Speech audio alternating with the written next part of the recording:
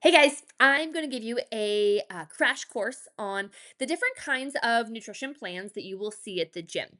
First thing you need to know is the same approach doesn't work for everybody. Here's the thing I struggle with social media is that it gives blanket recommendations, okay? The same approach does not work for everybody, and your nutrition approach might change in different seasons of your life. So it's really important to assess where you're at in your life, what specific goals you have, and what your priorities are. Now, I categorize our clients into three buckets. Okay. As far as nutrition goals go, first one is my people on a 6 week challenge. The 6 week challenge plan is fairly strict because I want to make as much progress as possible to kickstart their journey. Usually, those people have body composition goals, body fat, body weight, whatever it is. But I also use the 6 weeks as a physical and a mental reset. So I ask them to eliminate all the super inflammatory foods, sugar, dairy, alcohol, some gluten, most gluten, because I want them to experience what it's like without all that stuff in their guts. Can we get rid of some bloating? How does our digestive tract work without it? I also like the mental aspect of it. So it is a challenge for 6 weeks to cut out some of these foods that you're used to having. And I want to push them a little bit. I don't want it to be a comfortable challenge. I want it to be a real challenge. My next bucket is people that have specific body composition goals, but they're past their challenge, or maybe they've never done a challenge. They've been a client for a while. And then my third bucket is just general health clients. So they want to fuel their body well, and they want to receive general ideas about the right things to eat. All of our nutrition programs and our nutrition tactics have these three things in common.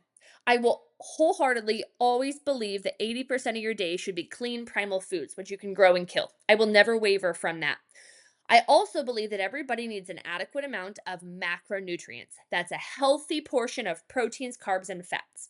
And then lastly, hyperhydrating is always going to be recommended for our clients. We push 100 ounces as a general rule of thumb. So if you're eating 80% of your day clean, that means 20% could possibly be processed, but please no more than 20% of your day. Do not let these guys take over your life, okay? Fried foods, synthetic sweeteners, alcohol, cake, cookies, donuts, food in a box, unnecessary dairy. Why are we smothering cheese on everything? We don't need to. White breads, white pastas, and refined added sugars. Don't let them take over your life.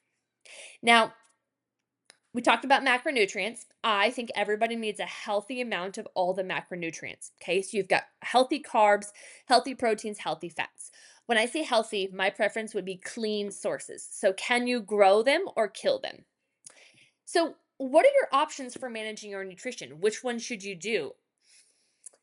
Option one is going to be to continue to follow the template style that I taught on the 6 week challenge.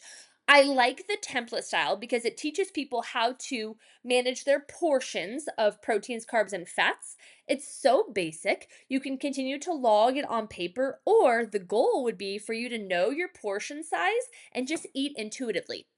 If you have specific body composition goals, your template style should be much more strict. So, if you're following the template plan that I taught during the 6 weeks and you still have body composition goals, it should be more strict until you get where you want to go. If you just have general health goals, enjoy the balance a little bit. So, follow the template that I taught you. And maybe for ice cream, um, instead of having one of your fats or your carbs, you look at the Ben and Jerry's label and you're like, okay, I see on the Ben and Jerry's label that it is 25 grams of carbs, and that's what my portion size is for carbs. So maybe for your snack that day, you swap it out and you have Ben and Jerry's instead of your clean list of carbs. Okay. You have a little more flexibility to swap those things out for general health than the specific body composition goal people do. Option two, you can always put the 80/20 flexible dieting bumper in place. This is such an easy bumper to put in place when you just want to practice balanced eating. All it means is 80% of your day should be clean primal foods, which leaves you 20% for the things that you love, which is maybe two or three items. So it's like, okay, I'm going to eat clean, what I can grow and kill all day. And at the end of the day, I'm going to have the one thing that I love that just makes my day. Maybe it's a margarita. I don't know what it is. Option three, If you want to get nitty gritty about your food and learn more in depth about macros, you can use an app. I prefer MyFitnessPal. I've tried a million, but you can use an app to track specific macros and hold yourself accountable. If you're going to track macros, here are the things you need to know. I always set baseline macros at 35% carbs, 35% protein, and 30% fat. That's just a general baseline. There's so many cool tricks we can do from there. If you're going to count your macros in an app, log your food before you eat it. Try to get within 5 grams of your protein, carb, and fat goal daily. Don't dabble in it. If you're going to count your macros, you've got to log consistently. You've got to be committed. I always ask people if they've used MyFitnessPal before, and they're like, yeah, I did it for a day or two. I didn't really get it. If you're going to log macros, you do it day in, day out, good days and bad days.